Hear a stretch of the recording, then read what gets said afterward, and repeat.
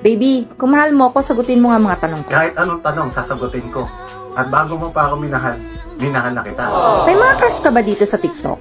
Crush?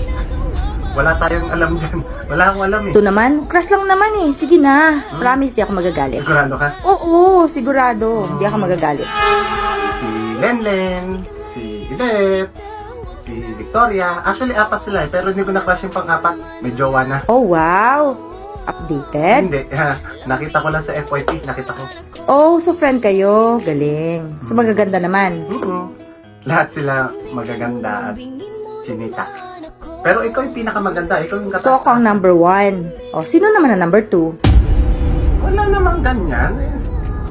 Parang mag-aaway tayo ha. Nararamdaman ko parang pinipersonal mo eh. Nanggigigil na ako sa'yo ha. Umamin ka. Wala nga.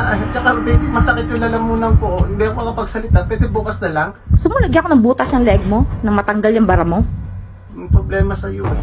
Pero kung gusto mo mapanatag yung sarili mo, sige, isaliksik mo. Mag-research ka sa kanila. Antayin mo. Sinasabi ko sa'yo. Good luck na lang. Aber?